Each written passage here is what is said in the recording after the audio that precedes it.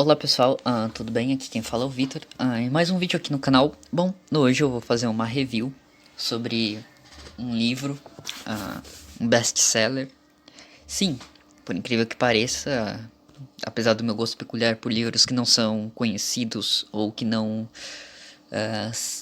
são muito lidos, sim, eu li um best-seller que eu já vou falar aqui minha opinião, gostei bastante, do Nassim Nicholas Taleb, chamado A Lógica do Cisne Negro, o impacto do altamente provável, gerenciando o desconhecido, é o que vem escrito na capa. E bom, o nome Cisne Negro se dá, está escrito na contracapa, e eu vou ler aqui. É importante porque você sabendo o nome que é dado ao livro, você vai entender muito bem no que ele quer explicar no livro ao todo. Ah, Antes de eu ler aqui, eu quero explicar o que primeiro o autor quer trazer nesse livro. Bom, é um livro introdutório, é um livro sobre como gerenciando o desconhecido, falando sobre coisas que a gente não possui conhecimento, ou seja, sobre o presente e futuro, basicamente, sobre previsão. Basicamente, ele vai criticar futurologia e estatística. Mas é um livro introdutório. Ele tem o parte 2 que eu ainda não li, que é o Antifrágil. Digamos assim, esse daqui é o best-seller, o Antifrágil, se não me engano, não é best-seller. Ou ele é da mesma editora, não sei. É da mesma editora, mas não é best-seller. O Cisne Negro no Brasil, a lógica do Cisne Negro, é best-seller no Brasil também. Não só nos Estados Unidos. Não à toa que atrás já vem já comentários do Business Rake e do The Guardian. E ele fala bastante do New York Times no livro todo. Que provavelmente, bom, né? Eu não sei. Ele deve trabalhar lá, não é possível. Bom, agora eu vou ler aqui o que vem escrito, que é assim, é quase o prólogo do livro. Antes da descoberta da Austrália, abre aspas, né? Antes da descoberta da Austrália, as pessoas do mundo antigo estavam convencidas de que todos os cisnes eram brancos. Este era uma crença inquestionável, por ser absolutamente confirmada por evidências empíricas. Depare-se com o primeiro cisne negro pode ter sido uma surpresa interessante para alguns ornitólogos e outras pessoas extremamente preocupadas com a coloração dos pássaros. Mas não é aí que está a importância dessa história. Ela simplesmente ilustra uma limitação severa no aprendizado por meio de observação, experiências e fragilidade de nosso conhecimento. Uma única observação pode invalidar uma afirmação originada pela existência de milhões de cisnes brancos. Tudo que se precisa é de um único pássaro negro, que também, pelo que sei, é muito feio. Fecha aspas. Bom, e o livro vai tratar sobre o empirismo na análise estatística, aonde se encontra muito isso. Basicamente toda a economia. Ele vai falar sobre economia e ele vai embasar o seu argumento sobre as ideias que a gente tem, a tentativa de prever o futuro, ou se não, essa ideia que a gente tem do mais curto prazo, ele vai desenvolver nos primeiros capítulos a partir de uma ideia neurológica e evolutiva, depois passando para uma ideia de costumes. E logo depois, ele é assim, é um livro rico nesse sentido, é um livro muito rico. Se você gosta de psicologia, você gosta de economia, você gosta de sociologia, até mesmo sociologia, você gosta de filosofia, é um livro muito bom para você. Agora, se você não liga para esses temas e você prefere muito mais as notícias do dia a dia, sinto lhe informar, não é um livro para você. Até porque ele critica a gente se prender no entretenimento de ler o noticiário todo dia. Sim, é um entretenimento para ele e eu já explico o porquê. Bom, o Taleb desenvolve o argumento de que é apenas um entretenimento o consumo de jornal diário, pois o jornal sempre vai querer fazer uma leitura, sei lá, Bolsonaro falou tal coisa, o jornalista vai tentar fazer uma leitura do que irá acontecer no futuro, baseando-se em informações que ele possui. Só que o problema é, a informação que ele possui não é muito diferente da informação que você possui, porque não há conhecimento direto sobre aquilo, apenas uma informação dispersa. Com isso, ele não vai conseguir formular uma previsibilidade correta sobre o assunto. Na verdade, isso é até impossível, pois se depende de outro agente. Então, basicamente, é isso que o livro vai tratar o livro todo. É um livro denso, de basicamente, deixa eu ver até onde vai o livro. Se me engano, vai até 200 e... Ó, o epílogo, que o fim do livro é no 260, é 366, me desculpe, 366. É onde acaba o livro. Eu diria que do capítulo 1... capítulo 1 até o... Tô abrindo aqui o livro. Até o capítulo 17. Assim, o capítulo 1 ao 5, ele faz uma bela de... É um livro fácil de ler, não tem dificuldade. Ele cita muitos autores que pra mim até então eram desconhecidos. Eu escolhi esse livro por acaso, por ele tratar do tema de dois autores que eu gosto muito, de três na verdade, David Hume, que é o empirista, Hayek, que fala sobre a dispersão do conhecimento na sociedade, e o Bastiat, por ser um austríaco e ser um exímio libertário. Então, eu peguei o livro por essas questões. E eu me deparei com um empirismo cético, que é o que ele chama aqui no livro, que é um empirismo muito bom. Como eu falo empirismo muito bom, não é empirismo em tudo que se aplica que é bizarro, não. É o empirismo da dúvida, do ceticismo, que ele demonstra criticando a curva em forma de sino, ou curva gaussiana. É gaussiano o nome? Bom, não lembro o nome. Que ele escreve no livro várias vezes. Que basicamente, para quem não sabe, é a curva utilizada nas ciências sociais. E ele é um grande crítico das ciências sociais. Ele faz uma distinção clara entre ciência exata e ciência não exata. Por exemplo, ele fala a matemática é uma ciência exata, a física é uma ciência exata, ciências não exatas, economia, sociologia e até mesmo política. E ele faz a crítica do uso matemático ou econometria na economia, querendo prever algo nela sem que isso seja, no mínimo, uma mentira. Tanto de quem desenvolveu o método, como de quem o aplica achando que há uma verdade sobre aquilo. E ele também faz uma crítica muito boa, se não me engano, isso já no capítulo 11, sobre a ideia de que, olha, muitos das ciências sociais vão dizer, eu não procuro estar certo, eu procuro estar menos errado do que os estudos anteriores. Ele vai criticar isso dizendo, bom, se você procura estar menos errado do que os estudos anteriores, então você não procura estar 100% certo. Então você não procura adivinhar o que está acontecendo. Logo, bom, para que serve isso? Para que se aplica? É apenas um jeito de chegar perto? Então sempre é assim? É sempre chegar perto? Nunca há resultado? 100%? A crítica que ele faz, ele fala, bom, já que você sempre vai viver nisso, então você assume que existe a probabilidade de você estar errado dentro do seu estudo. Logo, por que eu devo acreditar em você?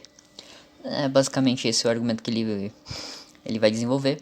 Ele vai falar, ele vai, logicamente, em algum momento ele vai conversar com o leitor e falar como gerenciar o desconhecido. Ele vai dizer que sim, é preciso, apesar de ele ser um grande crítico de pessoas que tentam prever algo, ele fala que é importante, que a gente precisa, em algum momento, abrir mão desse quase dogma de não acreditar em previsibilidade, para às vezes ter uma ideia, mas desde que não caia em cisnes negros, que é nada mais nada menos do que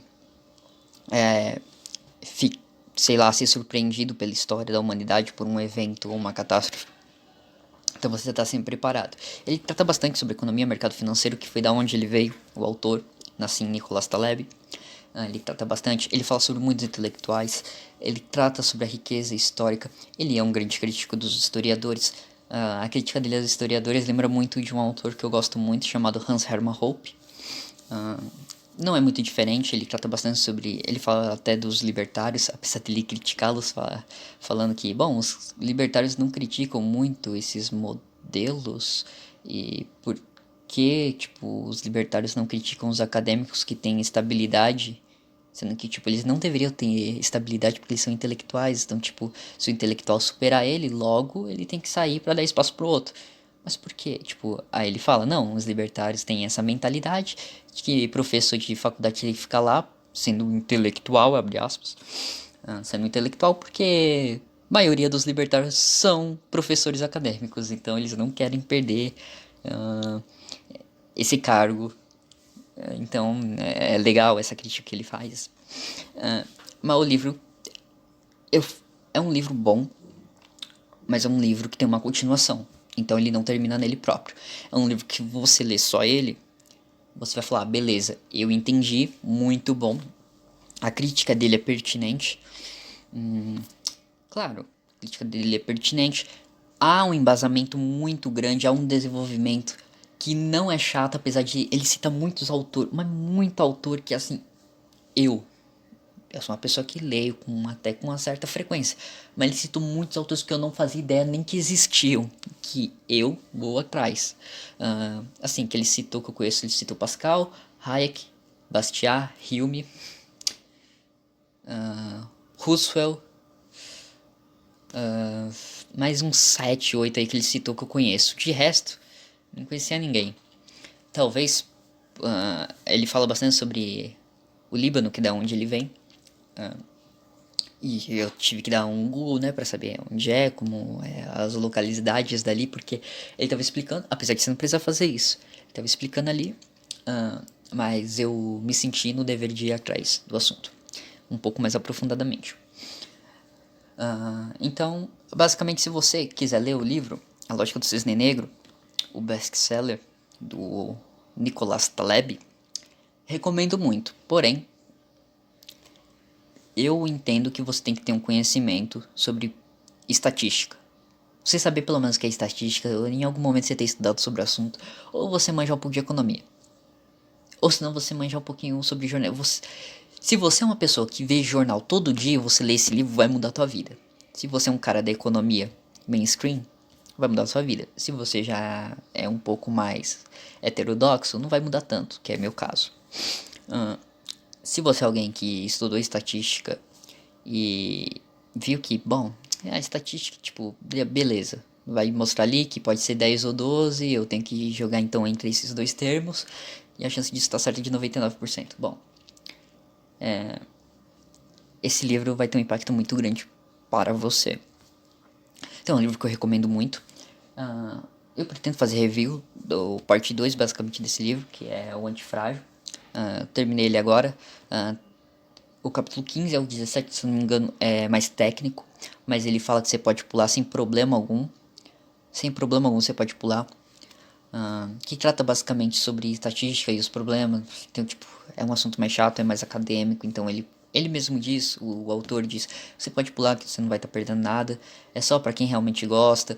Se você não possui um conhecimento muito concreto sobre isso, você pode pular também. Se você não está interessado também, você pula. Eu mesmo pulei algumas partes ali, não porque eu não conhecia, mas porque eu achei desinteressante. E, bom, eu acho que só vai ser interessante quando eu estiver lendo de novo A Grande Depressão Americana, do Murray Rothbard, que eu vou fundamentar as duas teses um pouco juntas. Ele fala bastante também sobre o que a gente chama de... Puxa, agora me fugiu a palavra da cabeça. Desigualdade. Boa, desigualdade. Ele faz uma colocação que é a seguinte: imagine que temos 10 acadêmicos com o mesmo nível. E desses acadêmicos, um cara desenvolve o seu TCC e cita 3 desses 10 acadêmicos. E por seguinte, o amigo desse cara do TCC também cita esses mesmos 3, sendo os 10 tendo a mesma capacidade. E assim sucessivamente. Quanto mais esses 3 desses 10 vai sendo colocado em TCCs, maior fama eles vão ganhando. Logo, mais dinheiro, mais fama. Com isso se tornando parte do mainstream acadêmico. Porque eles são mais citados, então as pessoas os conhecem mais, as suas ideias. Até chegar o momento que eles são conhecidos por um público geral. são os intelectuais públicos.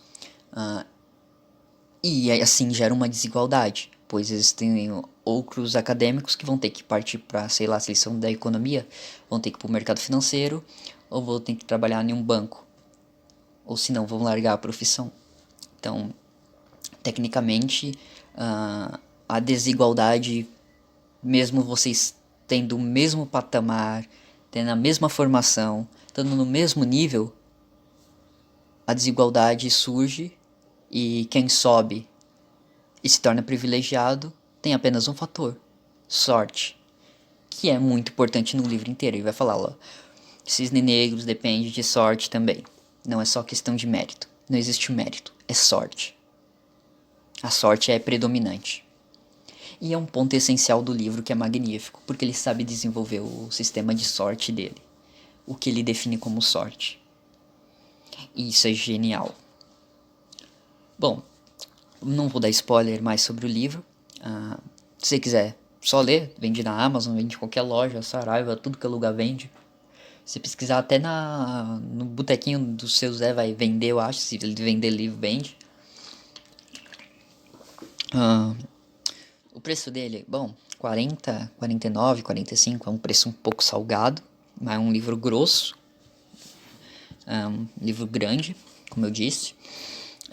Se você não se interessar por algumas pautas, sim, acho que se você pular, desde que você não pule do capítulo 1 ao 7, ao 5 na verdade, 5 ao 7, se você não pular esses capítulos, você lê-los, você já vai entender a ideia. O resto é apenas ele aplicando o método em determinadas coisas. Ele vai contar bastante sobre as experiências pessoais dele, vai falar sobre o taxista, que é excepcional, ele sabe desenvolver uma boa história, ele sabe escrever bem. Então, essa é minha análise sobre o livro. Eu, de uma nota de 0 a 5, eu dou 8. 8 porque tem uma continuação do livro, então ele não é um livro completo em si próprio, mas ele consegue passar em mensagem por seu locutor, e isso é extremamente importante pra mim. Apesar de às vezes eu achar que ele tá dando uma enrolada, mas na verdade não, é pra facilitar o entendimento. Isso eu só percebi porque eu já tinha uma ideia do que se tratava. Eu já tinha uns insights sobre o que era, porque eu tenho um tipo de leitura em autores que tem um pensamento parecido com o dele, sobre a imprevisibilidade. Então, em algum momento parecia que ele estava enrolando, mas não, é para aquele leitor mediano que não sabe exatamente do que ele está tratando. É exatamente para esses caras. Então, bom, eu vou terminar o vídeo por aqui. Um forte abraço, se inscreva no canal e até uma próxima.